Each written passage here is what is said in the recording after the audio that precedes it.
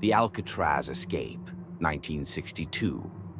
Frank Morris, along with brothers John and Clarence Anglin, planned an elaborate escape from Alcatraz, a high-security prison on an island in San Francisco Bay. Their escape is considered one of the greatest mysteries in criminal history. How they escaped. Over several months, the trio secretly dug holes around the air vents in their prison cells, using sharpened spoons and other makeshift tools. They used cardboard and paint to disguise their progress. The holes led to an unguarded utility corridor behind their cells. On the night of June 11th, 1962, they crawled through these holes into the corridor, climbed up to the roof, and made their way down to the shore. To avoid detection, they left dummy heads made from soap, toilet paper, and real human hair in their beds to make it look like they were still sleeping. Once outside, they used a homemade raft made from stolen raincoats, which they had glued together using a mixture of soap and heat from the prison's pipes. They set off into the freezing waters of San Francisco Bay. What happened to them? No one knows for sure. Officially, the US government considers them presumed drowned, as the waters were extremely cold and had strong currents. However, their bodies were never found, and theories persist that they made it to freedom. In later years, the FBI received alleged letters and photos suggesting that at least one of the men might have survived. In 2018, a letter surfaced claiming to be from John Anglin, stating that he had been alive and living under a new identity. However, its authenticity has never been confirmed. Their story was immortalized in the 1979 movie Escape from Alcatraz, starring Clint Eastwood as Frank Morris.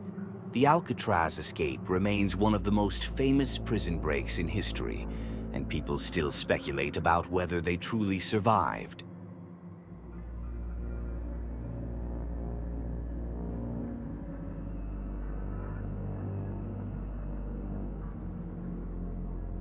The most infamous serial killers in US history managed to escape from jail twice in 1977. First escape, the courthouse jump, June 7, 1977. Bundy was being held at Pitkin County Courthouse in Aspen, Colorado, while facing trial for the murder of Karen Campbell. Unlike in a regular prison, he was allowed to use the courthouse law library to work on his defense. How he escaped.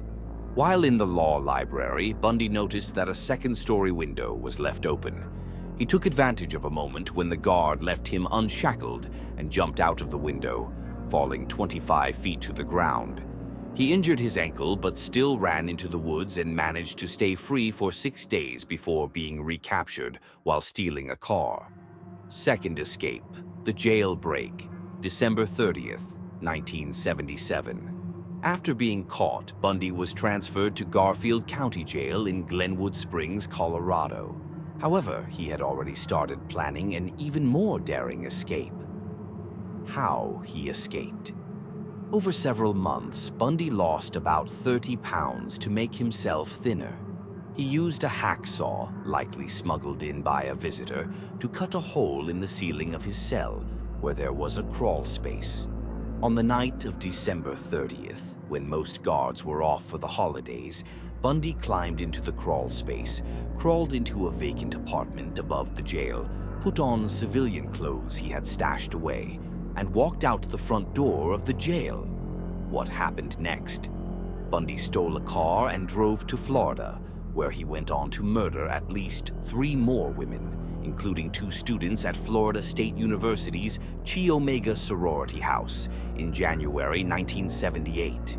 He was finally caught in February 1978 after being pulled over by police in Pensacola, Florida. This time, he was sentenced to death and later executed in 1989. Why were his escapes so shocking? Bundy was extremely manipulative and charismatic, which allowed him to gain trust and take advantage of weaknesses in the legal system. His escapes shocked the nation and led to stricter security measures for high-profile prisoners.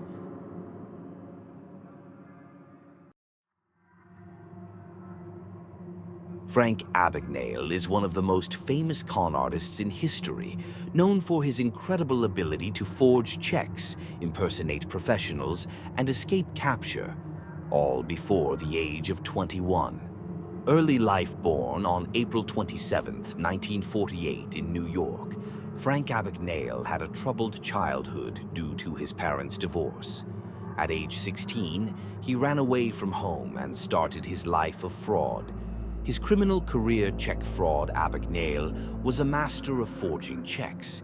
He created fake identities and bank accounts to cash millions of dollars in fraudulent checks. He often altered the numbers on checks to withdraw more money than was in the account. Impersonations. Abagnale assumed multiple false identities to pull off scams, including Pan Am pilot. He forged a pilot's license and traveled for free on over 250 flights to 26 countries by pretending to be a co-pilot. Doctor. He faked a Harvard medical degree and worked as a pediatrician in a hospital in Georgia for nearly a year. Lawyer. He passed the Louisiana bar exam after studying for just a few weeks and worked in the state attorney general's office. College professor. He briefly taught sociology at Brigham Young University. Capture and prison time. Abagnale was finally caught in France in 1969 after a flight attendant recognized him. He served time in France and Sweden, then was extradited to the US. He was sentenced to 12 years in prison, but served only 5 years after making a deal with the FBI. Life after crime. Instead of returning to a life of fraud, Abagnale worked with the FBI as a consultant to catch other forgers and con artists. He started Abagnale and Associates, a security consulting firm that helps businesses and banks prevent fraud. His expertise led to changes in check security, helping banks and businesses prevent check fraud. He became a motivational speaker and has worked with the FBI for over 40 years. His story became famous through the book Catch Me If You Can, 1980, which was later adapted into the 2002 movie directed by Steven Spielberg. Today, Abagnale is seen as a reformed criminal who uses his knowledge to fight fraud instead of committing it.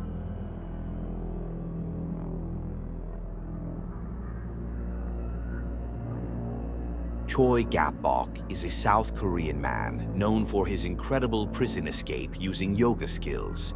While not as famous as some other escape artists, his story gained international attention due to the unusual way he slipped out of his cell. The Great Escape, 2012, Choi Gap-bok was arrested for robbery and held in a police station cell in Daegu, South Korea.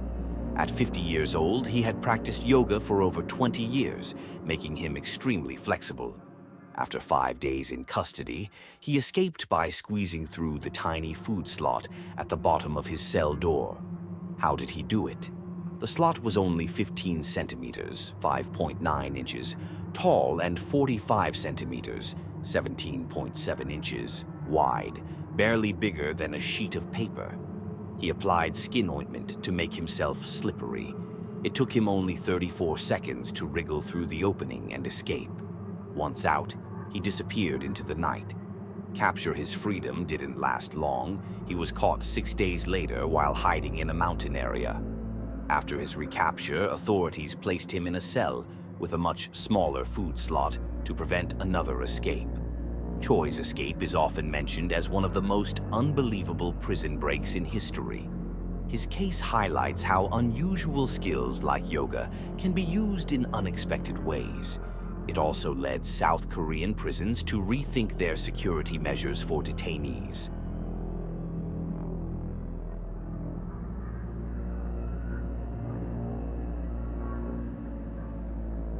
Alcatraz Prison. Escape attempts. Alcatraz was considered one of the most secure prisons in the U.S. It operated from 1934 to 1963 and was designed to be escape-proof due to its isolated location on an island in San Francisco Bay. How many tried to escape? During its history, there were 14 known escape attempts involving 36 prisoners. 23 were caught, 6 were shot, and killed, 2 drowned. 5 disappeared and were presumed drowned, but their bodies were never found. Some believe they may have survived most famous escape attempts. 1. The Battle of Alcatraz, 1946. The bloodiest escape attempt, also called the Alcatraz Riot. This was the deadliest escape attempt. 6 inmates, including Bernard Coy and Marvin Hubbard, planned to escape by stealing weapons from the prison armory. They took guards hostage but failed to unlock the main prison door. A 3-day shootout followed, resulting in the deaths of 2 guards and 3 inmates. The surviving prisoners were recaptured, and 2 were later executed. 2. The Great Escape, 1962. Frank Morris and the Anglin Brothers. This is the most famous Alcatraz escape and inspired the movie Escape from Alcatraz, 1979, starring Clint Eastwood. Frank Morris, John Anglin, and Clarence Anglin spent months digging holes behind their cell vents using spoons. They covered the holes with cardboard and paint to avoid detection. To fool the guards, they created fake heads using soap, paper, and real hair to make it look like they were still sleeping. On the night of June 11th, 1962, they crawled through the holes, climbed to the roof, and escaped into the bay on a homemade raft made of raincoats. Officially, authorities believe they drowned, but their bodies were never found. In 2018, a letter surfaced claiming that John Anglin was still alive, but its authenticity remains unconfirmed. 3. Theodore Cole and Ralph Rowe, 1937, vanished in the fog. These 2 prisoners cut through window bars in the prison workshop and jumped into the ocean. Heavy fog covered the bay that night, making it impossible for guards to see them. Authorities assumed they drowned, but no bodies were ever found. Some believe they escaped. 4. John Paul Scott, 1962. The only confirmed escape by swimming. He squeezed through a window bar and swam to the mainland. He made it to the shore, but collapsed from exhaustion due to the freezing water. Police found him unconscious on the beach and sent him back to Alcatraz. His successful swim proved that escaping was possible, making authorities question whether the Anglin brothers could have survived. Why was escaping Alcatraz so difficult? Freezing cold water. The bay's temperature was 50 to 59 degrees Fahrenheit, or 10 to 15 degrees Celsius, making survival unlikely. Strong currents. The water had powerful currents that could drag swimmers out to sea. Heavy security. The prison had guard towers, steel bars, and constant head counts. Isolated location. The island was 1.25 miles from the mainland, making it hard to escape without a boat. Closure of Alcatraz, 1963. Due to high costs and successful escape attempts proving security weaknesses, Alcatraz closed in 1963. Today, Alcatraz is a popular tourist site, and visitors can explore the cells and escape locations.